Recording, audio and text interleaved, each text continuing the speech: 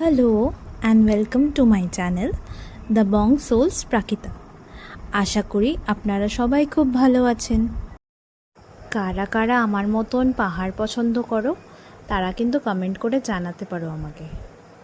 প্রায় দেখতে দেখতে পৌঁছেই গেলাম শিতংয়ের কাছাকাছি। আমার সত্যি কথা বলতে পাহাড় যেমন ভালোও লাগে তেমন ভয়ও লাগে। কিছুটা পথ যেতে সবাই বলল যে উপরে একটা সুন্দর মহাদেবের মন্দির আছে। দিনটা খুব শুভ ছিল, নীল পুজো ছিল সেদিন। তো আমরা ডিসাইড করলাম যে উপরে যাওয়া যাক। যদিও মার পায়ে ব্যথা, তো আমরা ভাবছিলাম যে উঠতে পারবে নাকি। মাসিও অনেক দূর হাঁটতে পারে না, তাও মাসি বললো হর হর মহাদেবের নাম নিয়ে চলো উপরে চলেই যাই, যা হবে দেখা যাবে। যেমন বলা তেমনই কাজ।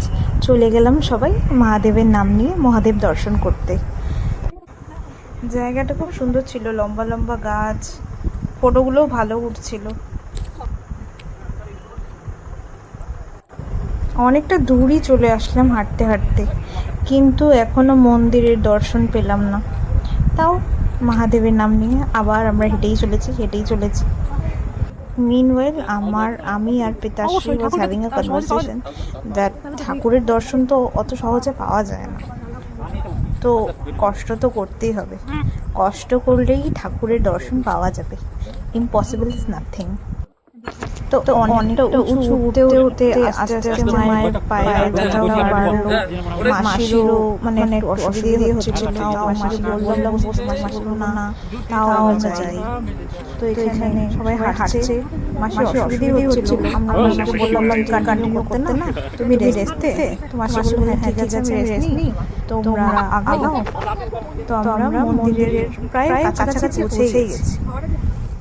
ফাইনালি আমরা মহাদেবের নাম নিতে নিতে পৌঁছে গেলাম মহাদেবের মন্দির। কিন্তু একটা প্রবলেম হয়ে গেছিলো যে মন্দিরের দরজাটা বন্ধ ছিল। আসলে আমরা টাইমে পৌঁছোইনি, তো তাও আমরা ঘন্টা বাজালাম। আমার ঘন্টা বাজাতে ভালোই লাগে মন্দিরে গিয়ে। আমার ফার্স্ট কাজ হলো ঘন্টা বাজানো। ছোটোবেলার থেকে আমার ভালো লাগে। শিব ঠাকুরের দর্শন হলো আমাদের। ওখানে একটা হনুমান ঠাকুরের বড় একটা লম্বা মূর্তি আছে শিতংয়ের ফার্স্টে গিয়ে, তো ওটা দেখতে খুব ভালো লাগে। আর এই যে আমাদের কিছু ফটোগ্রাফস যেগুলো আমরা শিতংয়ে গিয়ে তুলেছি, আমাদের কিছু স্মৃতি। তারপর আমরা চলে গেলাম অহলধারা। এখন নেক্সট ব্লগে আমি আপনাদেরকে দেখাবো যে অহলধারায় আমরা কি করলাম না করলাম। বাই।